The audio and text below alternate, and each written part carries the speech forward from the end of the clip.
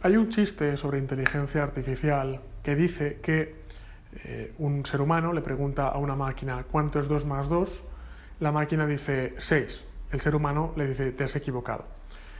La máquina dice, vale, ¿de cuánto me he equivocado? El ser humano dice de 2. Así que el ser humano le vuelve a preguntar ¿cuánto es 2 más 2? La máquina dice 5. El ser humano dice te has vuelto a equivocar, pero te has equivocado por menos. Con lo cual, finalmente, el usuario le pregunta a la máquina ¿cuánto es 2 más 2? La máquina responde 4 y el usuario dice es correcto. Este chiste, que lo puedes encontrar fácilmente por Google, refleja, ilustra un poco cuál es la sensación que tiene un programador, sobre todo un programador que ya haya programado anteriormente cualquier programa clásico, cuando se acerca por primera vez a la inteligencia artificial. Al principio puede dar una sensación un poco extraña el que haya que aproximar de una forma que parece bastante ineficiente y parece bastante poco precisa la solución a un sistema cuando disponemos de sistemas, cuando disponemos de lenguajes de programación, cuando disponemos de una metodología de cálculo donde básicamente podemos averiguar de una sola pasada que 2 más 2 es 4. La idea es la siguiente. Si pensamos en utilizar un programa de cálculo neuronal para averiguar cuánto es 2 más 2, en ese caso no estamos aplicando la inteligencia artificial para lo que realmente nos puede servir, para lo que realmente nos puede ayudar. Voy a poner otro ejemplo donde la inteligencia artificial sí que se puede aplicar mucho más. Por ejemplo, imaginemos que tenemos un programa que lanza cohetes, ¿vale? Tenemos un robot que lanza cohetes de la misma forma que un ser humano encesta en una canasta. Un programa informático que lanza cohetes lo que hace simplemente es medir el ángulo y medir la fuerza con la que sale el cohete. Tiene que haber un ser humano detrás, igual lo puede calcular también la máquina, que calcule el ángulo y calcule la fuerza para que el cohete llegue a su destino. A partir de ahí, realmente estos programas son bastante deterministas, en el sentido de que tú dame el ángulo, tú dame la fuerza, yo voy a lanzar el cohete con la fuerza y el ángulo que tú me digas. Y si luego llega o no llega, ya es otro cantar. Pero el programa no piensa realmente. El programa simplemente dice ángulo, fuerza, puede tener en cuenta el viento, puede tener en cuenta un montón de cosas más, ¿vale? Pero el programa simplemente introduce parámetros y cumple órdenes.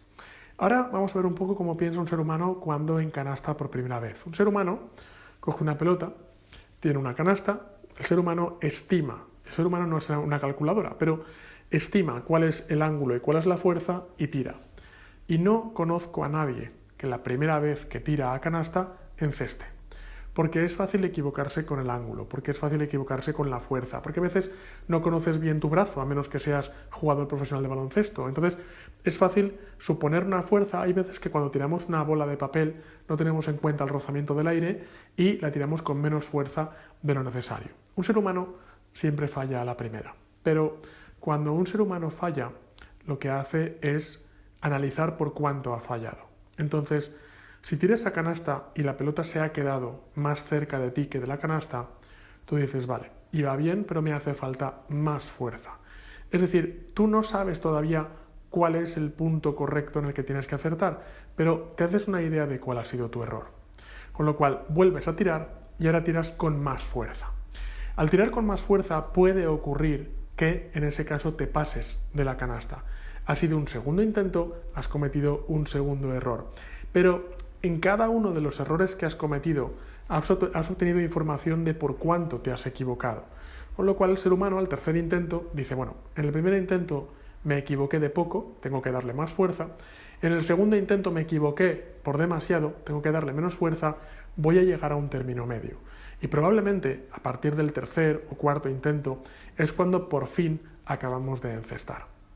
Así es como funciona cualquier ser humano, yo diría prácticamente cualquier animal, y es que a través del intento y a través de la experiencia y de recordar en qué fallaste, consigues finalmente acertar, y así es como trabajan los programas de inteligencia artificial que vamos a desarrollar. Nuestro objetivo no es calcular 2 más 2, nuestro objetivo es dejarle al programa que intente hacer algo, que cometa un error y que al cometer un error aprenda del error que ha cometido y vuelva a realizar un nuevo intento intentando aprender del error que ha cometido. De esta forma, en principio tan ineficiente con respecto a lo que es una calculadora calculando 2 más 2, veremos que hay problemas complejos que se pueden resolver que no han podido ser resueltos con lo que tenemos hasta el momento. Es decir, no han podido ser resueltos con la metodología de programación que tenemos actualmente. Por eso es por lo que al principio, cuando empezamos a trabajar con sistemas neuronales, podemos ver que son sistemas complejos y poco precisos para lo que entendemos que es un lenguaje de programación. Poco precisos si lo que comparamos es un programa contra un 2 más 2. Pero cuando lo apliquemos a problemas más complejos, donde una simple calculadora de 2 más 2 no me puede dar una resolución a un problema complejo, como por ejemplo en una imagen, esto que estoy viendo es una cara, sí o no, es una calculadora con 2 más 2 no lo puede hacer, nos daremos cuenta de que las redes neuronales sí que me permiten resolver de una forma muy efectiva este tipo de complejidades.